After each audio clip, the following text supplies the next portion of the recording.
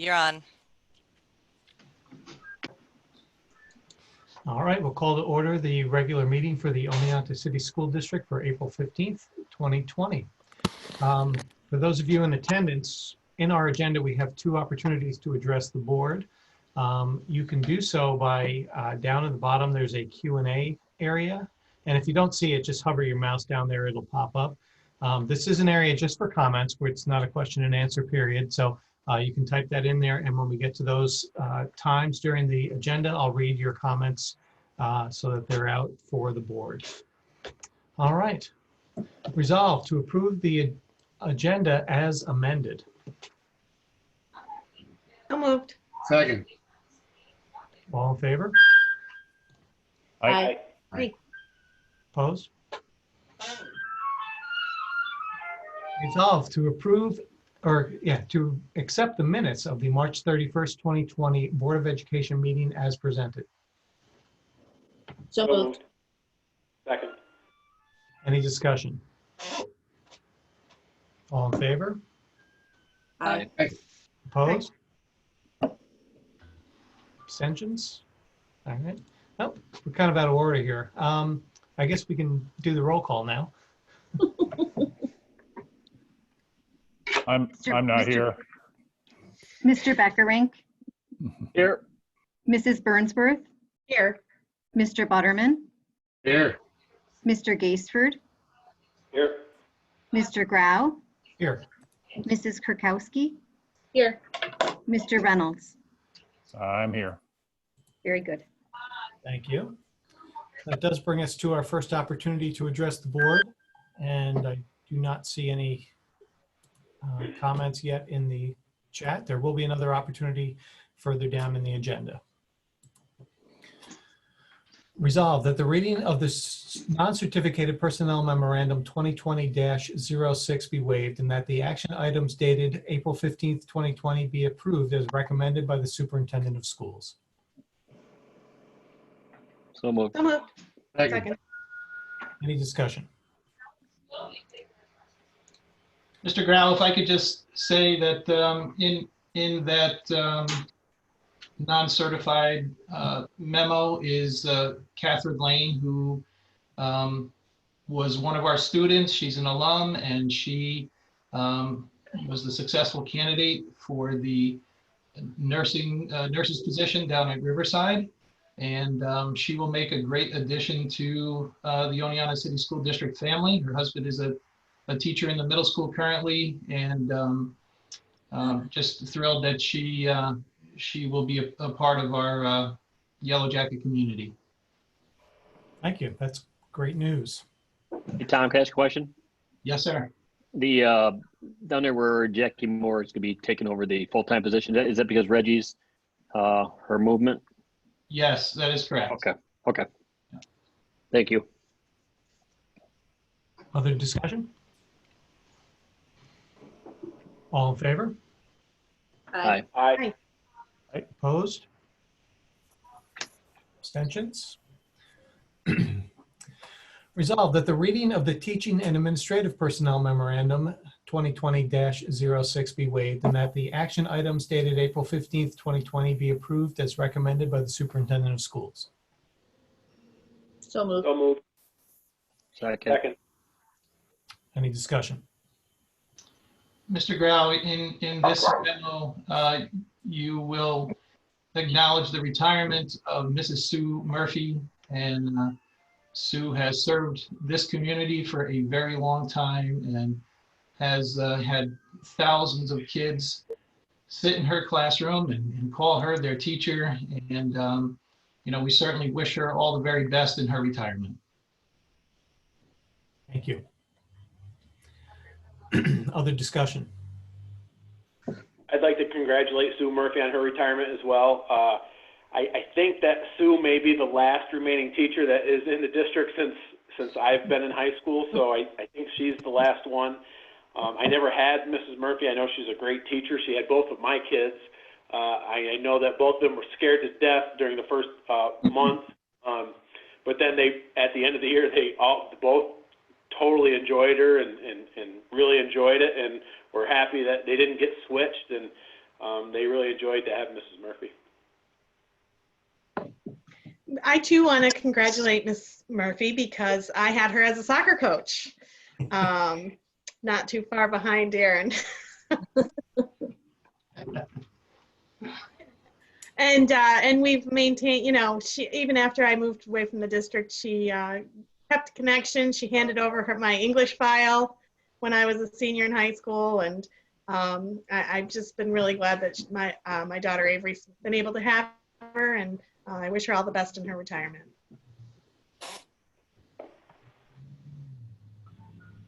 Thank you. Any other discussion? All right, all in favor? Aye. I'm, Opposed? Abstentions? Okay, that brings us to the superintendent's report. Well, thank you. Mr. Mushter has been an administrative intern, and he's been doing a wonderful job at the high school, and he has asked for an opportunity to share a little bit about his experiences in the district. And John, I will thank you now for all the great work that you have done during this time. We certainly appreciate it, and the floor is yours. Thank you, Mr. Brindley, and thank you all for having me this evening. I just want to take a few minutes of your time to share with you. I'm sorry, I'm not being able to share my screen for some reason here, so I'll just continue on verbally if I can. I can see you. I have a message here that the host has disabled John, participant screen sharing.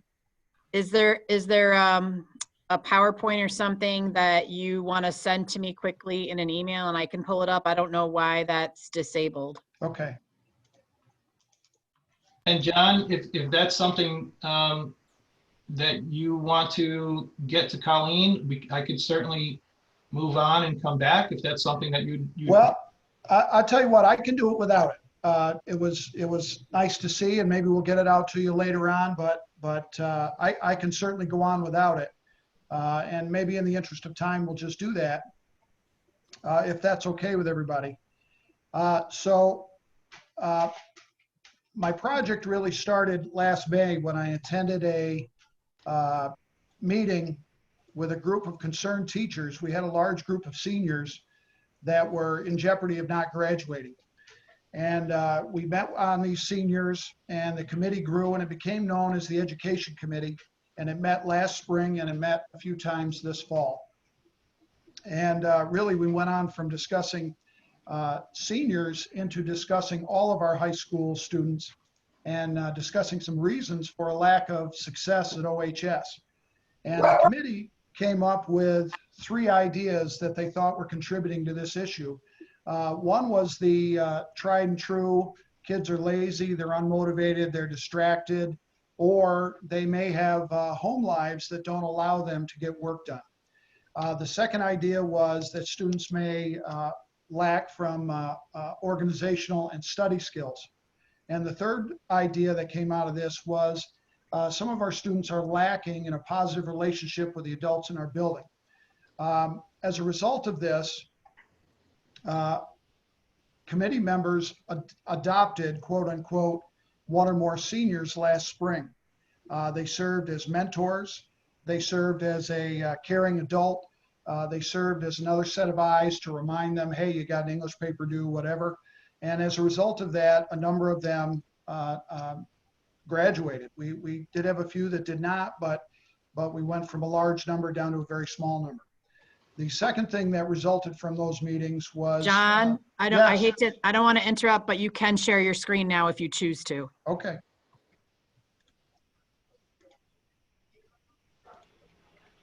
Let me just pop this up here quick. Okay, so the second thing that came of this was a study hall restriction for students that were failing 2 or more subjects. What this meant was students could not leave study hall unless they had a pre-signed pass from a teacher to see that specific teacher. As a result of this, the committee suggested that we needed to start notifying teachers of these students who were at risk, in other words, failing 2 or more subjects. And the committee bantered around a number of ideas, but the one thing that was completely out of the question was printing a failing list with names of students that were failing 2 or more. And so the first part of my project, with the help of Bonnie Nobling and Beth Wilton at BT BOCES, was to create an alert for identifying students that were at risk. Now, this little picture you have here in the lower right-hand corner is a segment from our student management system, eSchool. And what I'm not showing you here, of course, is real student names, but the student names would be to the left of those alerts. And what that A that you see there is an A that's identifying those students at risk. Now, what happened with this was study hall teachers, when they saw the at-risk alert, started communicating with the teachers of these students and started reminding them of work that they had to do. This goes on every 5 weeks and has since the 5th week of the school year. Of course, it's not happening at the moment, but we're able to flag those alerts every 5 weeks based on the interim reports or the report card themselves. From here, part 2 of my project really came to me in late October of the fall, where I was inspired by magic. I saw magic happen. Kristen Searson volunteered to work with 5 of my football players that were flagged as at risk. She met with them on Wednesdays immediately after school. We let them out of practice. They went into work with her for a half hour or 45 minutes. One of the sessions they were working, I went in to check on them, and I expected to see kids that didn't want to be there, really wanted to be outside. And in fact, I saw the opposite. I saw kids that were working. They had a smile on their face when they saw me come in the door. They looked at me with bright eyes, and all of the things that Mr. Brindley had told us for years about relationships with students suddenly became crystal clear to me. And I wondered, can we take that model and somehow expand that to more of our kids in our building? And so what we created was what we were calling support study halls. Study halls, smaller study halls, less than 10 kids, where we could focus on 4 goals. We wanted, number 1, limit distractions. Number 2, we wanted to help students with organizational and study skills. 3, we wanted to be a caring adult. And 4, we wanted to give those students an opportunity to develop a positive relationship with an adult in the building, which, as you remember, was exactly what the committee was saying way back last spring. Now, we did have to speak to Mr. Nobling about this, because this did not exactly fit into contractual language, and he was very gracious to allow us to experiment with this on a trial basis. And this started the beginning of February after the second quarter ended. We had 29 students enrolled in 8 sections of support study hall. Now, unfortunately, I really wanted to be able to come to you with these vast results, but we had 4 weeks of support study hall, and then COVID-19 hit, and we were all out of school. But what I can tell you from the 5-week report that we had right before we left, 28% of those kids were no longer failing any subjects at all. 17% were still failing 2, although of those 17%, many of them actually raised their grades in those classes, or were passing those 2 but failed 2 others. 55%, I'm sorry to say, but 55% of those students went from failing 2 or 3 to failing 3 or 4. They actually increased the number of classes they were failing. Perhaps the best evidence I can give you is the anecdotal evidence I heard from teachers. I heard from, we had 8 volunteers that volunteered to run these study halls. They were reporting to me that most of those students were working very hard in their study hall. A few were always trying to find an excuse to get out. I had at least 1 student that was specifically mentioned in a grade level meeting, where the teacher of this student said that they are working better now that they're in the support study hall. And we had a 3rd student, it was actually one of my 5 football players, who got into a support study hall with one of our teachers and developed a positive relationship. And that student who desperately needs adult relationships in their life is still in contact with that teacher today, even through this shutdown, which is exactly where we want to go with that. So I don't have a lot of evidence for you, but I just wanted to keep you up to date what we did, what was cooking a little bit in the high school. And that's all I've really got for you. And I want to thank you all for the opportunity to do this internship and to speak with you this evening. Are there any questions that I can entertain at this point for anyone? John, if I could just comment, certainly appreciate your work. Sometimes, as we go along the day, and we work with kids in our own rooms, sometimes we don't have a clear indication of how our students are doing elsewhere. So that alert that you have worked hard to create is powerful, because it kind of gives a teacher a little heads up that, maybe they just need to give this student a little more attention, a little more assistance, and that goes a long way. So thank you for, for your contribution. Yes, thank you very much. I don't Really really, shame that we had the shutdown and we couldn't kind of see how things would progress over the next few weeks and months. Yeah. But it did what it did, and maybe sometime in the future somebody could continue this and keep this kind of thing going, so we can keep those students in mind that are at risk, and keep kind of trying to develop them connections, with adults. It's a great idea, and I really wish that, along with many of other things that we're not able to experience because of the shutdown, this being one of them, it would have been nice to kind of see how it kind of panned out towards the end of the semester. But thanks for all you've done, John. Yes, thank you. A question.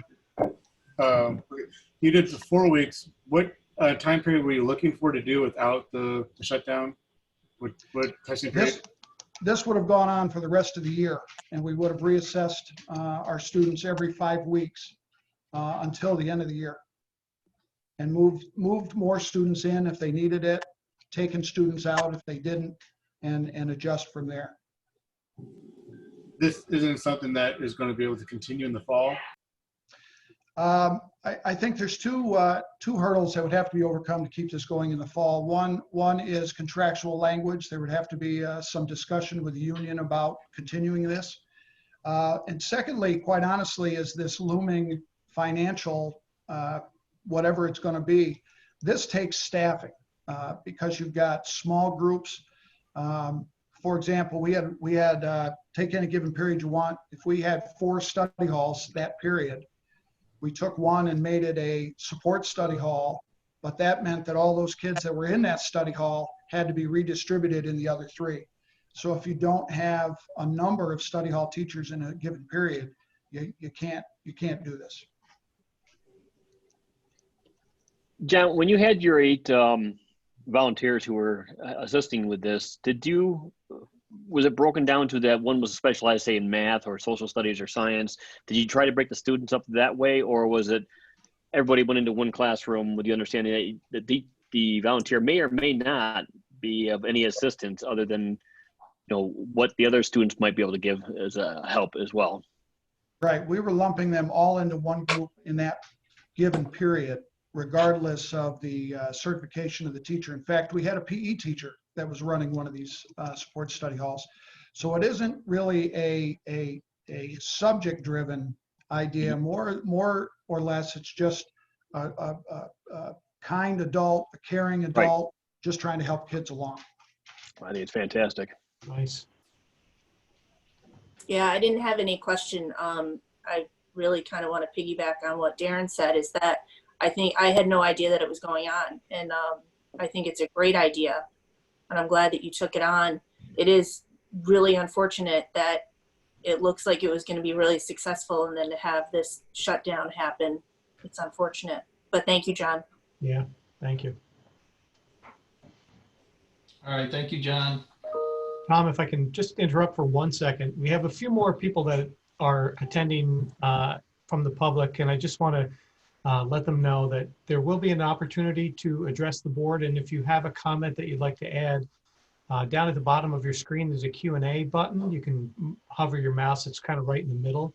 And you can put a comment in there. It's not actually a question and answer. It is just for comments. But if you want to put it in there at that period in the agenda, I will read your comments. Thank you, Tom. All right. You know, Finance Committee met yesterday, and Lisa presented, you know, where we are financially and relative to the budget. So Lisa, are you going to present now, or are you going to do that in your section? You're muted. Oops.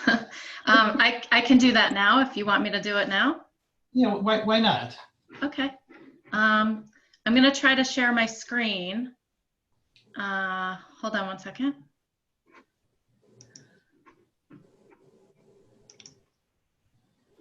Can you see that? Can you see the presentation? Yeah. No. But you have the ability to, right? It's not telling you you can't. No, I hit the share screen and then I pulled this up. Should I? So hit the share screen and then you have to pick a window to show everybody. So click on the window that's showing your presentation. Okay. There you go. Okay, thank you. Good job, yep. Thank you, okay. So I'll just go through, some of you may have seen this yesterday, and there we go. So it's basically what we did yesterday at the Finance Committee. It has changed a little bit. We did do the BOCES firm commitment today and shaved a little bit off a few of the BOCES coasters. So that's why it's down a little bit today from last night. And that's what happens, you know, every day we're plugging away at this. So, you know, tomorrow it could look a little different. So what I'd like you to notice on this page is the tentative vote date. And we really have no guidance on that other than it won't happen before June 1st. So we're not sure yet when the vote will be, but we think it's June 2nd at this point. So what we're voting on, what we're deciding on, we have a few things going on this year. We have the budget, which at this point does include the purchase of 2 66-passenger buses. And our budget is not finalized yet, so that's why there's no amount in there. We still have some work to do. There's the election of 2 board members for 3-year terms. And then the establishment of the capital reserve is for future use. And what that does is it just establishes a reserve. It doesn't fund it. So that just allows us to fund it at a point in time when we can. And then the approval of the capital project, and that is to address the underground storage tank removal and a few of those, and the parking lot repairs that need to be done. Initially, this was in the repair reserve projects, but then we found that we could do this with a capital project at no additional cost to the taxpayers. So we would use the money that we had set aside in the repair reserve. And then for these particular projects, we would be able to get state aid on those. And so that's why we turned them from repair reserve into capital projects in order to get the state aid on those at no additional cost. So just some notes of what we're working with in the budget. The current draft right now reflects, it's about a 1.96% increase. It's about 805,000. And if we went with that right now today, that would be a tax levy increase of about a little bit over 1.2 million, which is 5.63%. So 1% of our tax levy is about 216,000, and our maximum allowable levy to not go out and get a super majority is 492,000, which is 2.28%. The state aid proposal is down by about 390,000. Most of that has to do with building aid, and you'll see in a couple slides that kind of aligns with our debt service, which went down a little bit, and additionally, it has to do with the timing of our project, which is behind where it should be. When we went out with this and we had our aid numbers, we thought we would have it finalized by June. That won't happen, so we're hoping to file the final cost reports by December, but that did push our building aid back a little bit. Our foundation aid, which is really the main support from the state for our general budget, remained flat, so we didn't get any help there.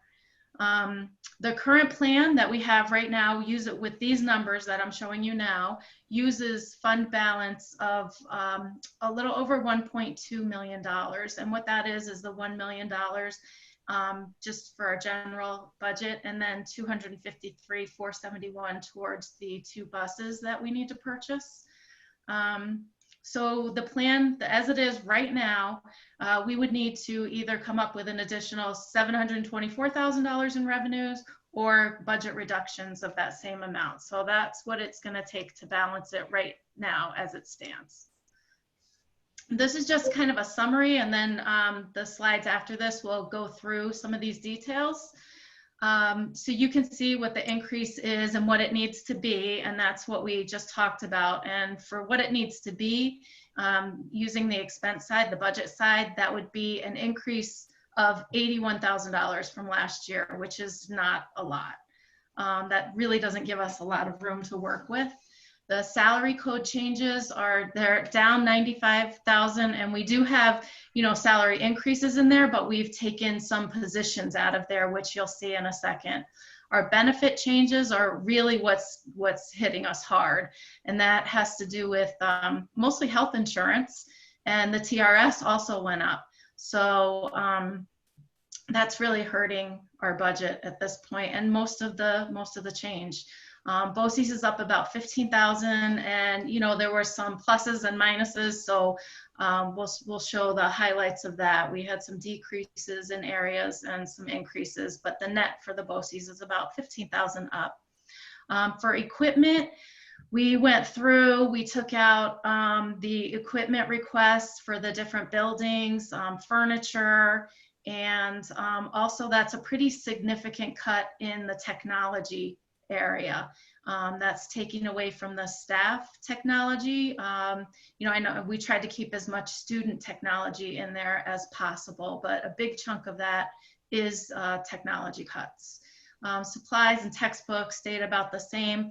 The tuition and contractual, we did go down a little bit in some areas, but our new bus contract is in there, and that's driving the contractual up. The bid that we accepted. Debt service, as I talked about before with the building aid going down, our debt service also went down. So that's kind of corresponding with that.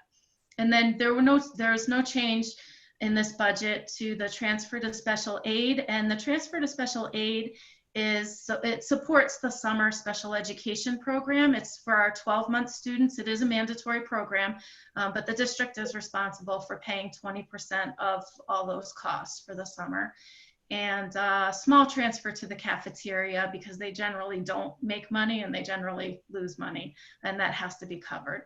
And the outright bus purchase, the change from last year is up about 14,000, and you may recall this time we're doing a handicap bus, a large bus that's handicap accessible, so that we can use that on field trips. We don't have to send the student on a different bus. Okay, so the salary code changes. It does include the projected and minimum wage increases, and it uses the actual staffing that we have now, net of breakage. So if we have the positions in there to be replaced, they're at a lower salary. There's some attrition from retirements and not replacing vacancies. And we did have some wish list items for positions that we really do need, but we're not going to be able to have those positions in this next budget. So the staffing changes that are reflected more specifically, there's an additional first grade elementary position. There are some unfilled vacancies that were taken out, and that is the personnel secretary, a custodial position, and an LTA position, and those positions right now. We had hoped to fill them, but they're vacant right now, so we're going to leave them vacant. Excuse me. Some of the unfilled, a couple of the retirements that we won't be filling are a high school math position and a high school English position. We combined the 7th and 8th grade basketball. And there were some, we do have a lot of club offerings, which are great for the students, but we did cut back on some of those, and not cut back on the opportunity, but just combined some of the clubs that are similar in nature so that the students would still have the opportunity, but there just may be more of a range in there, you know, with middle school, high school combined. So the health insurance increase is about 1.1 million of the total budget increase, and our health insurance premiums went up 10%, and that's based on our experience rating. And the teacher's retirement went from 8.86 to 9.53. That is a percent of salaries. So it would have been higher if we didn't take a lot of the salaries out, but right now it's up $86,000. We talked about the debt service and building aid corresponding. BOCES, the administration is up about 29,000. Our occupational education, those are our CTE, career and tech programs, they're up $110,000, and that's a 3-year average of the number of students that we send to those programs. So that's based on the enrollment over 3 years average. And then our speech services, we don't have as much in this budget, and BOCES has not really been able to provide those services anyway, so we didn't keep it in the budget because we know that they can't provide them to us. Equipment, we talked about the technology is a big chunk of that going down, and then some furniture and equipment requests from the buildings and the teachers. The decrease, this would have been in the contractual category. So while the transportation contract is driving it up, we hope to see some utility cost savings with the energy performance contract that we just had, and the replacement of boilers and lighting and things like that. So we're really hoping that our utility costs do reflect that. We talked about the teams, the athletic teams and the clubs, and the transportation already. So this slide just shows you kind of a history of our tax cap and where we've been. You can see we've kept it at a pretty responsible level. Our maximum allowable has not been high. The highest year you see there is 4.5%, and even in that year we went lower than that. There was another year, 17-18, where we went lower than the tax cap. This year, the tax cap is calculated to be 2.28%, and that's what we're hoping that we can go out with. Okay, so on the revenue side, we have no increase in foundation aid to support the increases in our budget, the decrease in building aid. We do have some other changes, an additional pilot that was added, and that's a payment in lieu of taxes. So they pay not on the tax base, but separately. And so that's up by $82,000. We projected some tuitions from other districts. That's up about $75,000, and that's really a guess. We don't know that we're going to get that money, so that's not set in stone. That depends on the students that come to us. So we do need to keep in mind that some of these revenues may or may not come in. We increased the Medicaid revenue by $15,000, and that's based on what we have been receiving over the past few years. So hopefully that will continue. And it also assumes that we would transfer $25,000 interest from the current capital project and the bonding that we have there, the loans. So we have that in an account, and hopefully we'll get some interest from that. And the state aid projected is about $16,639,000, and that represents about 40% of the revenues that we need. So you can see that most of our revenues are going to come from our tax base, and then we have these, small miscellaneous other things that you see there. So as far as the state aid goes, it's a little bit of a different picture for us, and it's a very scary picture for schools this next year. There are 3 look back periods. So the governor can look back and reduce the state aid to the districts. We're not sure if that means he's taking it from this year or from next year, but we do expect that there will be some kind of a reduction in our aid based on the state revenues. And I know everybody has heard the state revenue picture, so I don't need to go through that. But the first look back period is April 1st through April 30th. So we're actually in that period right now, and that'll end in a couple weeks, and then we'll see what happens there. The next look back period is May 1st through June 30th. And then, so that's still in this fiscal year. We don't know what that means. Does that mean we'll get a reduction this year or a reduction in next year's state aid? We don't know what that means. July 1st through December 31st is obviously next year. So there's a third opportunity for the governor to take state aid away from us. And we do fully expect that that's going to happen. So another thing that happened in this budget is that New York State has shifted their share of the residential placement costs. So we have students that are in placed residentially in special programs. And in the past, we've been responsible for 38.4% of the cost of that. And now we're responsible for almost 57%. So what the state did is that, and didn't increase our aid, but then they shifted some of their costs over to the local districts as well. So that was kind of a double hit for us.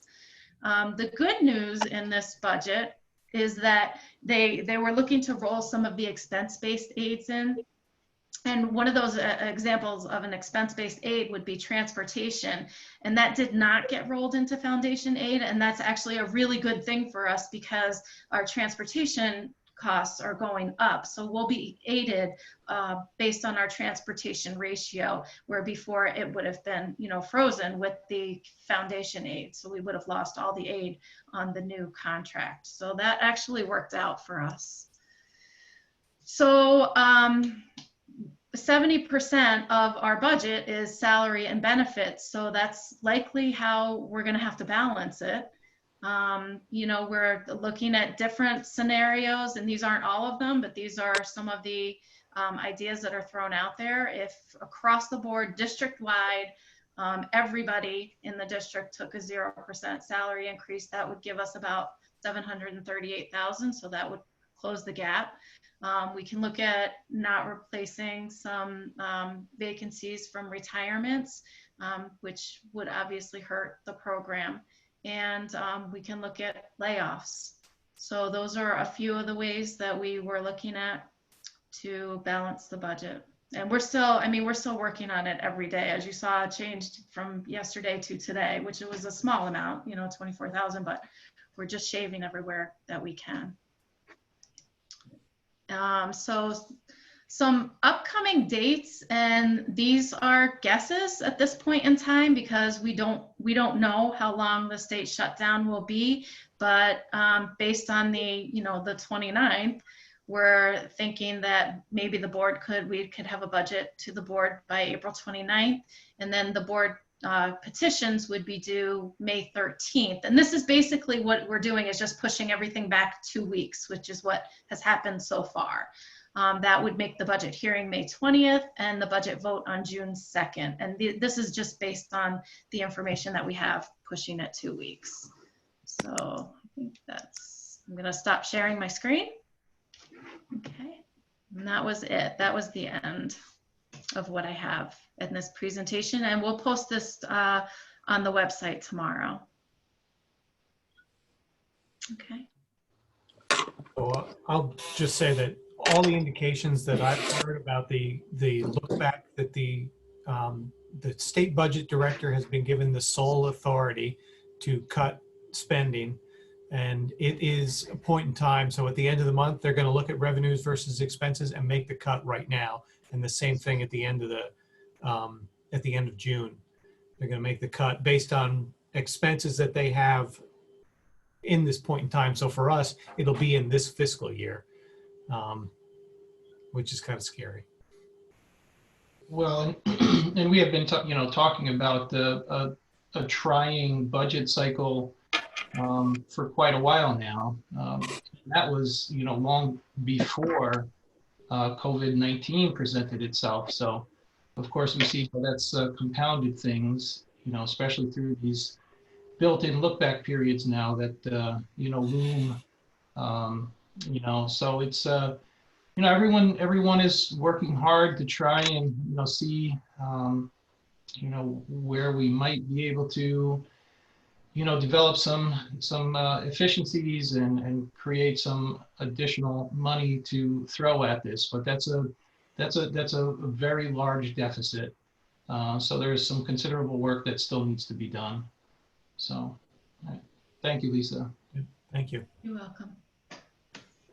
So obviously with the delay in the budget vote and I guess what we'll call additional time to work on the budget, we're going to table the next item, which would have been the adoption of the budget until the April 29th meeting. So can I have a motion to do that? So Motion moved. to table. Second. All in favor? Aye. Aye. Opposed? Thank you. Tom, did you have anything else in your report? Or you want to do the capital project first, or you want to do the resolution? We can do the resolution. Okay. I just want to preface that by saying, this is an agreement between the Oneonta Teachers Association and the district. There's so much uncertainty, relative to this period of home instruction, and Mr. Nobling has been a great partner in that, we kind of just wanted to be out in front of this to, address any uncertainty that arises. And the result of that is this memorandum of agreement. And, it just establishes, some guidance as we move along, especially as, this thing kind of plays itself out long term. Okay, resolved upon the recommendation of the superintendent to approve a memorandum of agreement between the Oneonta City School District and the Oneonta Teachers Association, wherein the scope of our collaborative plan to provide continuity of learning during this unprecedented time of school closure is established. So moved. Second. Thank you. Any discussion?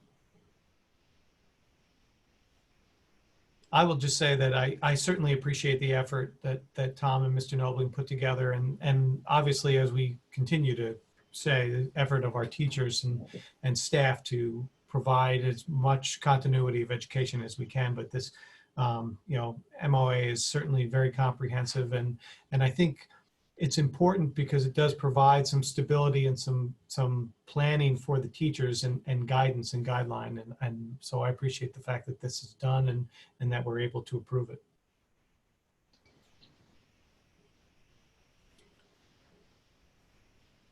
All in favor? Aye. Aye. Aye. Opposed? Abstentions? All right. Capital project? Yeah, I will be very brief. I am happy to report that construction will, resume in full swing on Monday, April 20th. And, primarily in the, the high school PE locker room areas.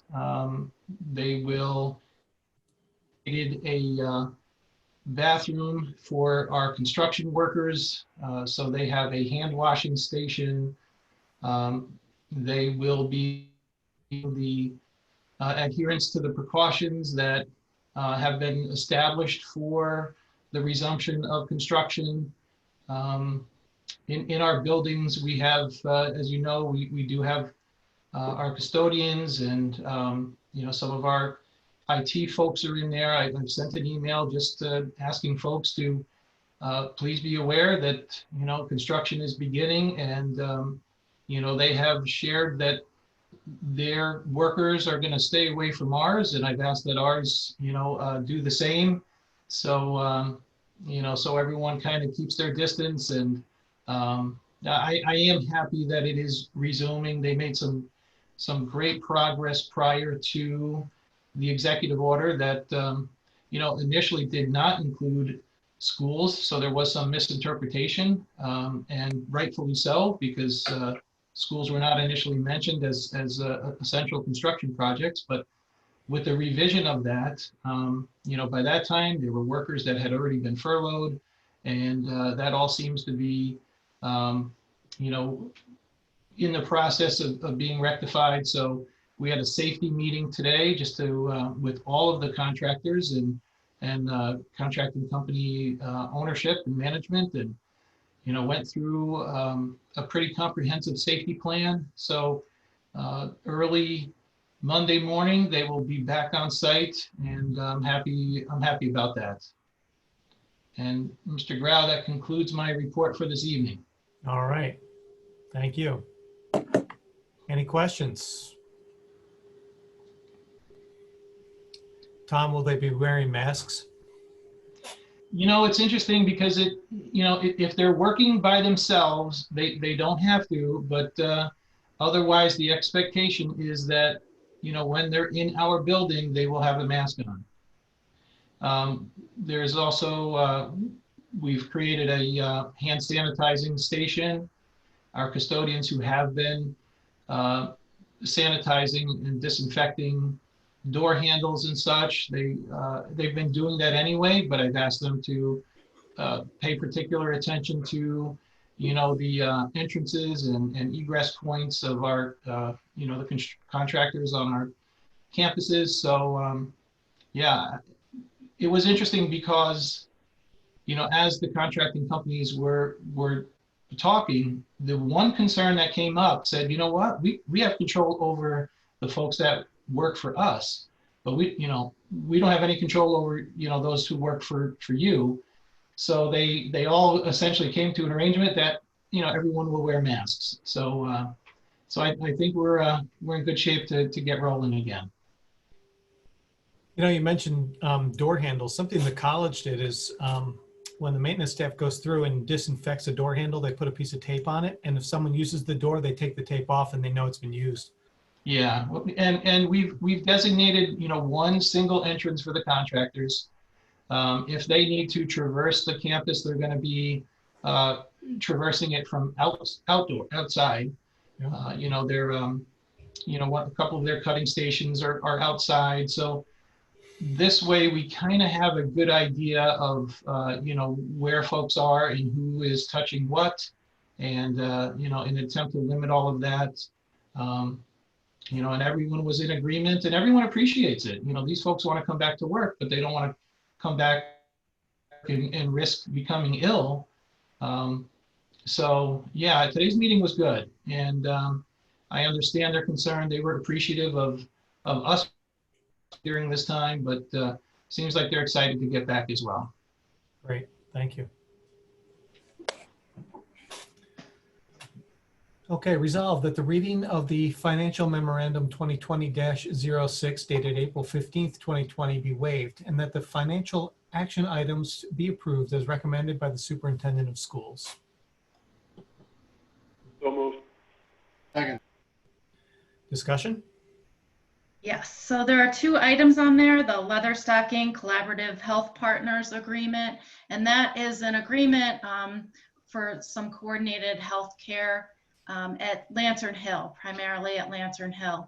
And Mr. Brindley has been a part of that committee. And it was kind of pointed out that the backup in there is old. What they sent us was the first page to sign, and we weren't really sure what it was. So because it goes by a different name. So they sent us the backup of what the agreement was. And they're just looking for an extension of that agreement to assist the people at Lantern Hill at no cost to us, just to say that we would collaboratively work with them on that. And then the second item is the purchase of installment technology equipment, and that has changed. The number there has changed, so you'll see a revised on board docs. So it was 188,916. It's now 163,631. So we were able to go through that, and Bonnie worked through that to see how she could, get what we need and cut that down a little bit so that we got the student items, but not necessarily the staff items. So that's why there's a change in that. We were working through that, you know, after we had submitted the agenda, but before tonight. And that's it. That's all that's on there. Bonnie, thank you for working through that and making sure that we focused on the student technology. That was important. Thank you. Other discussion, questions? All in favor? Aye. Aye. Opposed? Abstentions? Thank you. This brings us to our second opportunity to address the board. We do have one comment, which I'll read now. The comment's from Ann Wolstenholme, Oneonta High School principal. Tonight, you accepted the retirement of Susan Ryan Murphy. Sue has been a teacher in this district since 1985. I've known her to be passionate, dedicated teacher who possesses amazing instincts, especially when it came to identifying young people in need of TLC. Murph and I often started and ended our days together. She has been my historian, my Merlin, who would often start sentences with, "I know why you are, but just let me know." I will miss her a great deal, and I know the new school year will be different without her. I wish her the best for a happy and healthy retirement. So thank you, Ann, for that, and I know a number of us echo that. All right, that brings us to roundtable, and let's see. We'll start with Jamie. I'll go across as I see you. All right, top left. Well, as mentioned, we had finance yesterday or last night, I guess, which was our annual evening meeting, which is normally right in advance of our budget approval, which as it turns out is not this year, but I won't belabor a lot of that because the presentation was similar. Obviously, we are dealing with a budget gap a little differently than in some prior years, but not dissimilar to some that we've tackled over the years too. This is not a count paper clips and have a bake sale type issue. It's a major issue, and especially with the type of clawback that we'd be, I think, all shocked if we didn't have something, based on the magnitude of what can be the issue at the state level. So we, even as presented tonight, you'll note that we were using $1 million of fund balance even to get to this point, not counting the funds for the buses. So, we're already throwing quite a bit of fund balance at this, and that's not something you can even do on an annual basis and not have repercussions eventually. So, to leave some powder in the keg for a clawback, especially if it happens to be even in this fiscal year, really, paints the picture that we've got a lot of work to do here and a lot of discussions. And I know Tom has already started some of those, but with 70% of our budget being, our expenses being, basically in those staff and benefit areas, that's certainly, I think it was prescient that we did the incentive. And, I don't know if Tom, is that period expired on the incentive, or could there still be some realized breakage from? Well, I mean, the memorandum of agreement has expired. I probably pestered folks enough with my friendly reminders, including the night before. But we did have, 6 of the, essentially 10 allocated awards, taken. So, I think that truly was beneficial under the circumstances. So we still have some funds left in that fundle, if we wanted to. In light of the fact that our budget is going to be a couple months later, or a month or so later here, would it make any sense to leave that open a little longer? Yeah, there still remain dollars in there, and that is certainly a conversation that I can have with Mr. Nobling, maybe even considering expanding it somewhat to our LTAs. So yes, Jamie, that is a conversation. It's a good point, and one that I will, absolutely reach out to Mr. Nobling about and see if there's merit to continuing that. Yep. All right. I guess that's the only thing other than what we talked about in finance, which is largely covered tonight, that I would add. And, obviously, and if finance needs to get together again here off schedule, I'm sure we're happy to do that, Lisa. Because as you said, it can change on a daily basis here, and we need to roll up our sleeves and get it done, So that's all I have. And I will say, I mentioned the incentives for retirements. Obviously, from a strictly financial standpoint, that's helpful. From an academic standpoint, not always helpful because we're losing a lot of experience. And that was, as mentioned tonight with Sue there, that's and certainly others that are taking advantage of that. We wish them well, but we certainly appreciate their many years of service to the district. And I think almost to a person, they remain Yellow Jackets no matter what, even when their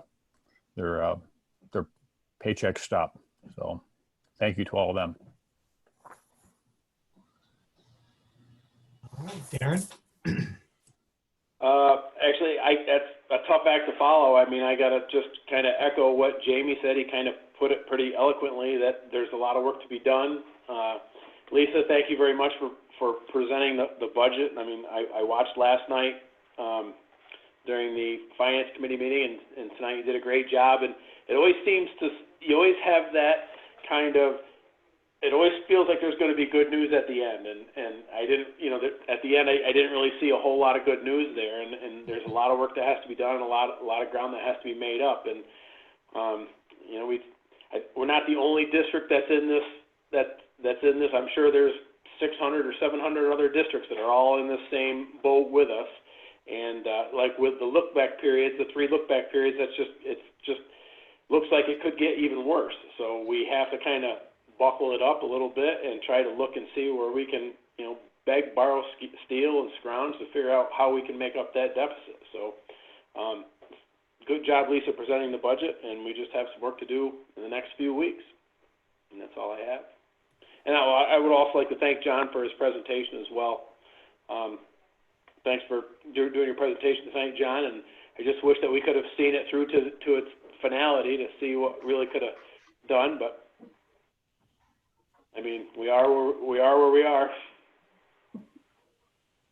Thank you. All right, thank you. Amy? Well, thank you to John as well, and to Lisa and Tom and the entire Finance Committee.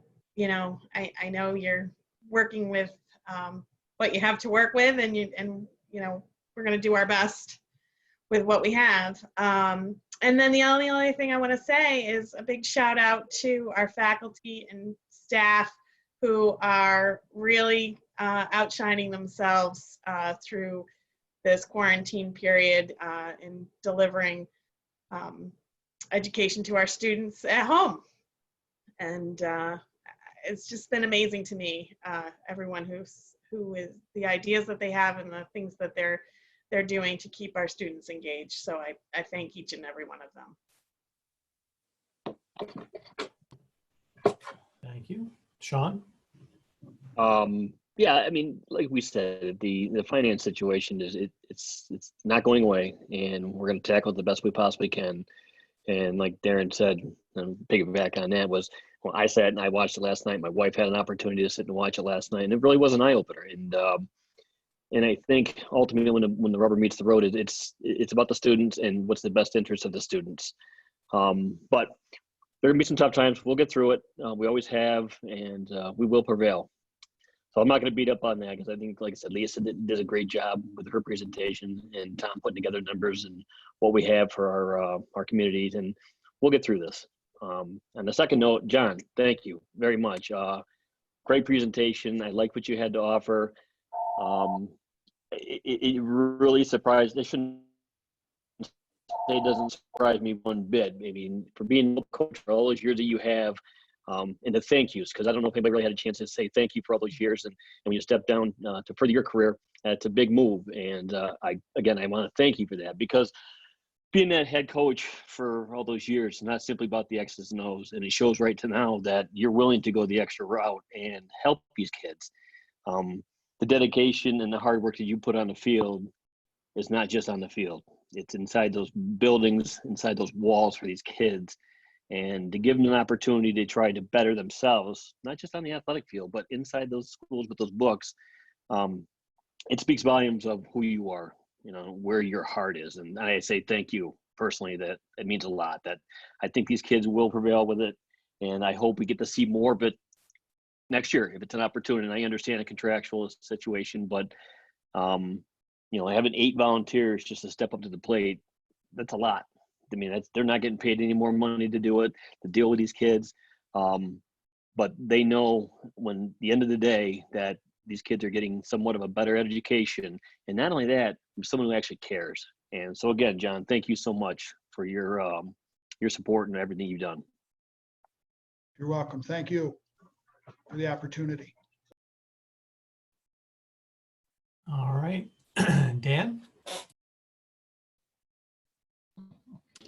I made a few notes, just a few. I'll start with John. I wanted to echo a few things. I really value the presentation. And one thing you said in there, as far as some of the data, you seemed a little bit discouraged by that 55%, but I hope you push that aside right away, because like you said, you didn't get enough time to really flesh out the data, and maybe the best takeaways are some of the stories you got from it, some of those learning experiences, the anecdotal stuff you talked about. So I hope you don't feel discouraged. I know you probably had to put the numbers up there, but I don't think they really mean that it was, that there couldn't have been a success with it had it been able to continue. So I like some of the points there that you brought up. So it was a really good presentation. I appreciate what you did. Also want to extend congratulations for Sue Murphy on her retirement. It's another story where another great teacher that my kids won't get to have. And I was thinking that a lot of those stories, and they're wonderful stories to hear. And this is the one year where all 3 of my girls are going to be at the same building, with kindergarten, 2nd grade, and 5th grade. And so we've had a mix of some of the newer teachers and some of the older teachers, some that retired and things. And so what's wonderful about it is that they all have that same enthusiasm to be teachers in Oneonta. It remains throughout their careers. They get energized when they start here, and all of our kids through the process, through their career in our system, get to experience it. I think that's wonderful to see. And like Amy mentioned, you're seeing it spotlighted right now, dealing with the distance learning that we're dealing with. When we picked up the materials, again, it's nothing but smiling faces, happiness to see the kids. And I kind of peek over their shoulders a little bit when they do those Zoom classrooms. And I'm just thinking, you know, it's hard enough to be in a classroom with kids there. Like, how hard is it with throwing 25 kids on Zoom? That is really impressive to see how they keep it together. And I see my kids are pretty jazzed about it afterwards. So it's going as best as it can. And that's really nice to see. I don't want to completely belabor the issue on the financing, but it's one that I don't think the conversation is going to go away. Each year when we've gone through the budget, it starts at a starting point, and then we get to this end point where we adopt it. And there's usually some back and forth, add here, subtract there, whatever it may be. This year is just particularly troubling because of those look back periods. And we may accomplish covering this bridge right now, and then a month from now, the governor will just throw that all away. But we have no revenue opportunities. It's just going to be a cost reduction. And then you start thinking about what can we do, and that'll be once the school year or the next year has already started. And that is, to me, very troubling. What we can do to meet the needs of our students, consider the fact that all we're going to get is stuff taken away, and that's going to go on for the better part of the next year. But it's sort of in the sense that we're not alone in this problem. I talked to a school board member from a neighboring school district today, roughly the same size, and I asked what they're dealing with as far as gaps go. He said, well, we started with about 2 million gap, considering what the budget run was. And so we're all in this scrambling situation together. So I'm really happy with the stuff that Lisa's been able to put together as far as, like you said, scrounging in this corner and that corner to try to patch it together. And I do feel confident we'll get there, at least by the June vote. But I'm very worried to see what the governor says with those revenue projections. I'll keep an eye on it, and I know at least we'll have it covered. Did you mute me? Oh, I didn't. Okay. I'll put it back on. Just making sure you're done. So, Going last, I don't know that I can really add on anything that you all haven't said. Lisa, that was a great presentation. John, again, thank you. I have full confidence in our administrators and Lisa and the finance committee to be able to come up with hopefully a good solution that's going to benefit the district, our students, and everyone. Other than that, I don't have any committee reports or anything else. And again, thank you to our teachers.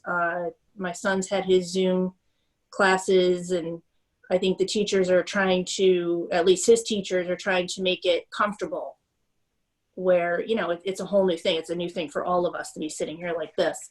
But I heard some laughing today, and he's not too stressed, and he can tend to be stressed. So that's a good thing.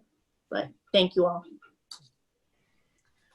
thank you. There were two more comments, and I'm going to choose to read them. One, well, they're both from Kathy Lynch, but first is congratulations to Sue Murphy. She's been so giving to our kids and help so much to the track team and the SAD run every year. I will miss her so much.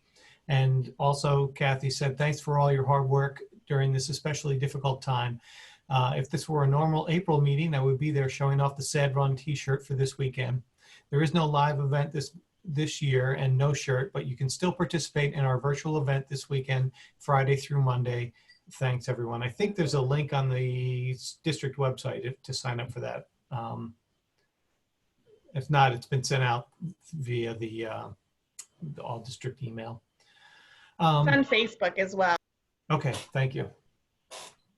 You know, I too want to thank Tom and Lisa. I know this is, you know, Tom, this is your first budget, so hey, welcome.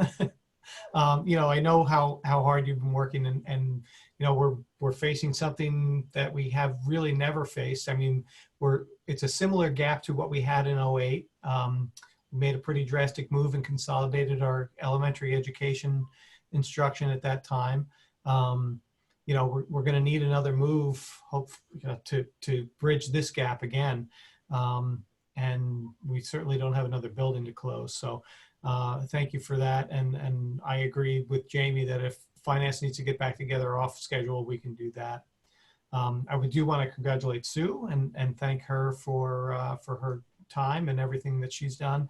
And John, thank you for the project that you put together. I think, you know, it can certainly inform some things as we move forward, and maybe some efforts that we can make and improve things for the kids that are at risk.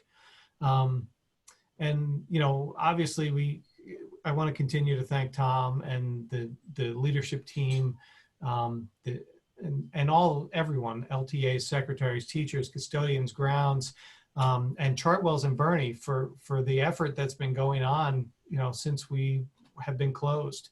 And I also think we need to say a big thank you to our parents. I know, especially those with elementary kids, this is a really trying time to be working at home and dealing with their kids, having to do work, having to be at a Zoom session, and then just dealing with that normal thing that goes on when you're home with your children. And so, you know, I want to let them know that we really appreciate their efforts in all of this too.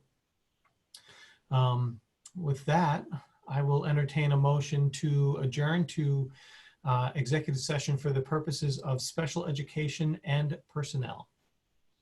And Mr. Grau, if I could just, there's nothing specific for special education this evening. Okay, I thought we had a memorandum. Actually, yeah, no, that's true. Yes, you do. Yeah. Okay. So moved. Second. All in favor? Aye. Aye. Aye. All right. We are adjourned. And board members, we have a link for executive session Zoom. It's a different session, so we'll leave this meeting and log into that. Okay. Thank you, Thanks. everyone. Yeah. All right, thanks.